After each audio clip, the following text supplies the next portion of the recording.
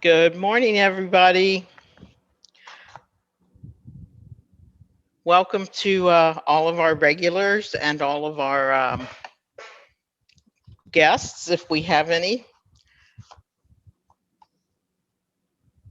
Dawn, you and I must be on the same wavelength because I've got science this morning too. Our theme, Wind Upon the Waters, takes us to the very beginning. And my excerpt that I clipped from, the online Bible Gateway even says the beginning at the top of it. Genesis 1, verses 1 through 5. In the beginning, God created the heavens and the earth. Now the earth was formless and empty, darkness over the surface of the deep, and the Spirit of God was hovering over the waters. And God said, "Let there be light," and there was light. And God saw the light was good, and he the light from the darkness. And God called the light day, and the darkness night. And there was evening, and there was morning, the first day. Wow! What is the surface of the deep? And what and where and how was the Spirit of God hovering over that deep?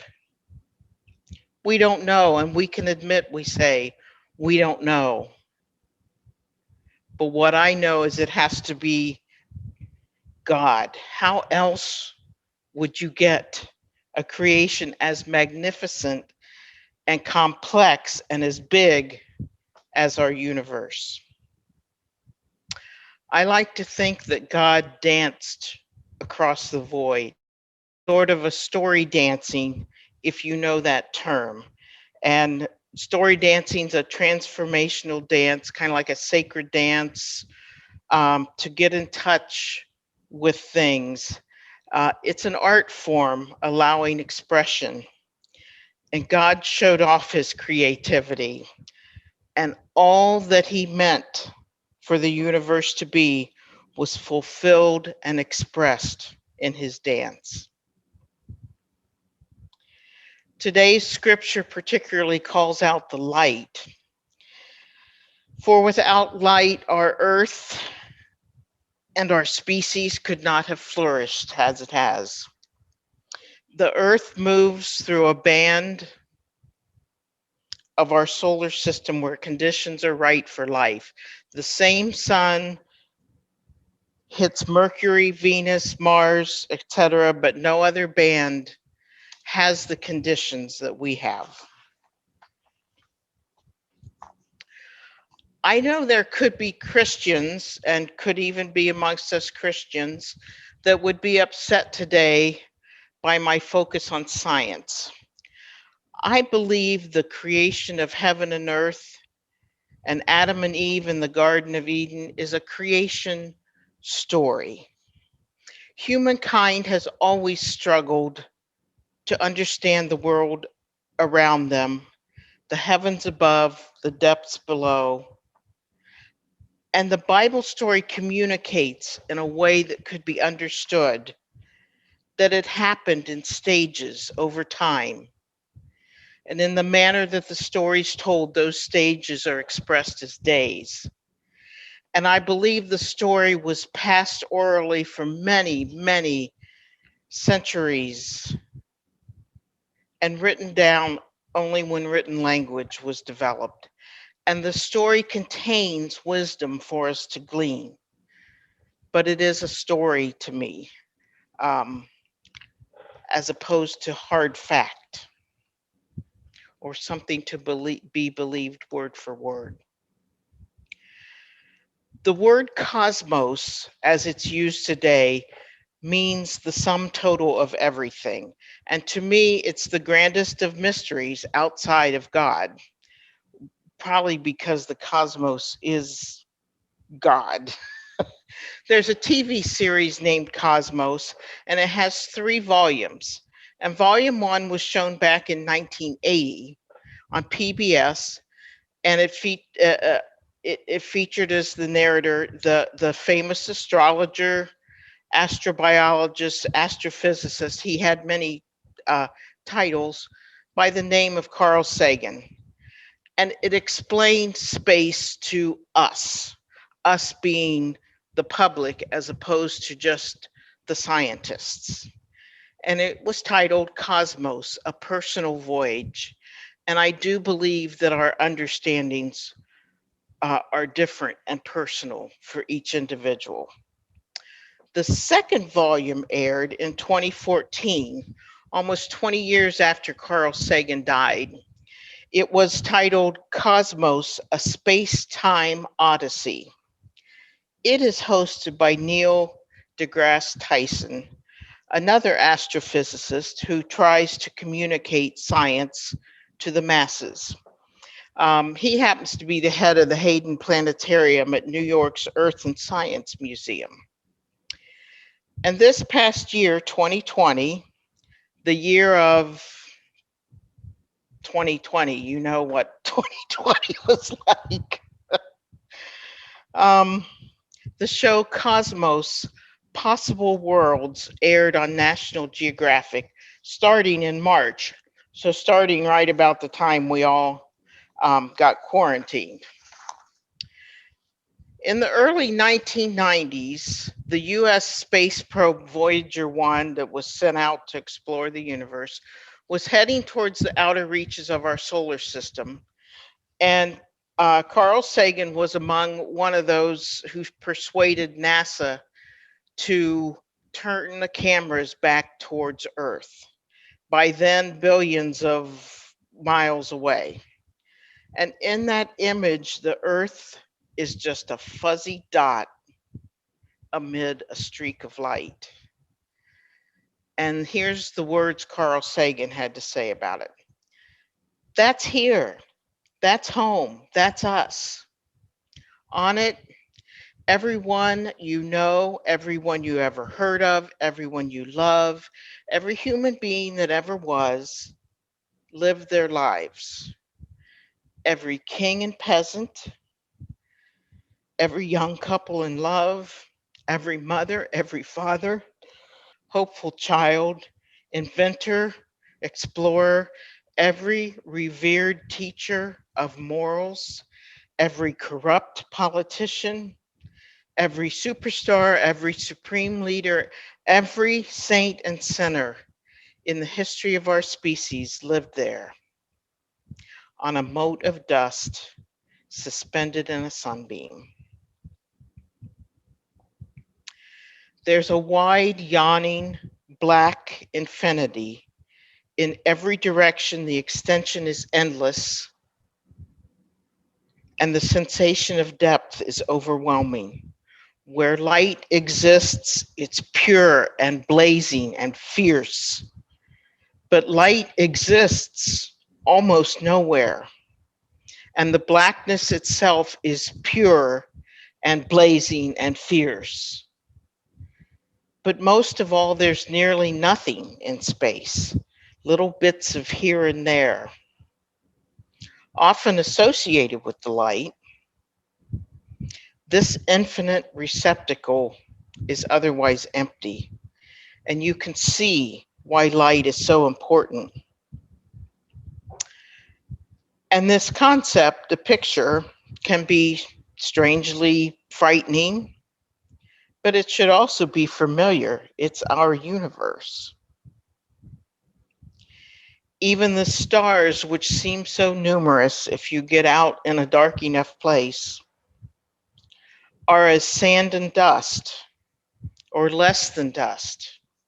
The enormity of space in which there's nothing.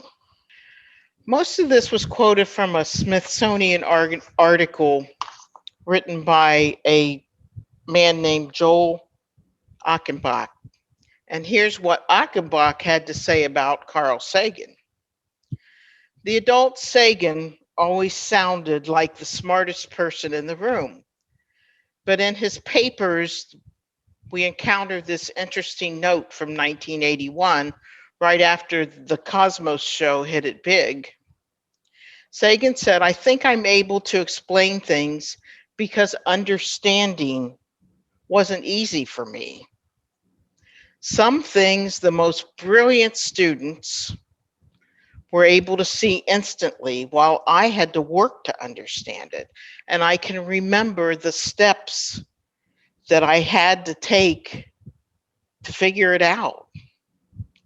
The very brilliant ones figure it out so fast they never see the mechanics of understanding.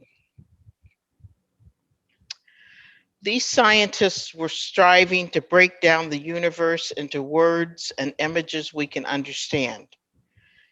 Jesus strived to break down that even bigger mystery of God, the author of the universe.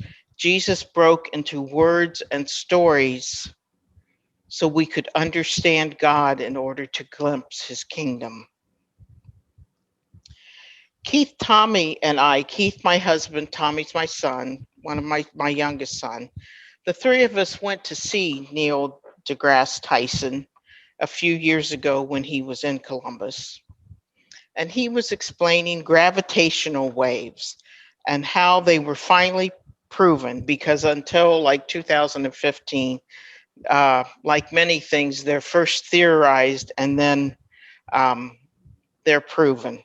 And Tyson further explained how the gravitational waves themselves detect events in space that occur with no light, such as the collision of two black holes. And I sat there and listened that night, and whoosh, it still went, whoop, it still went over my head, a lot of it. Um, if no other message comes through today in my sermon, the one thing I'm trying to communicate is my own awe at the little bit of understanding that I have um, about creation, about the wind upon the waters. God transformed the void into the cosmos with his breath, with his wind, his dance, however you want to think of it. And he gave light so that life would flourish. And we should be in awe of God all the time, which again was perfect, I think, with what we said in Sunday school for gratitude every morning that you get up. When we read the words, let there be light, little did we realize that one day it wouldn't be just an understanding of day and night, but an understanding even of different kinds of light. In the midst of all that goes on our little dust mote, the universe is still transforming, just as God invites us to deeper transformation as well. A few weeks into the pandemic, some people began to use the word apocalyptic to describe what was taking place. And often this is a word used to scare people or give you an expectation of end time. We've come to associate it with bad events, end times. But the word apocalyptic comes from the Greek apocalypsis, pretty close. And it really means unveiling or revelation.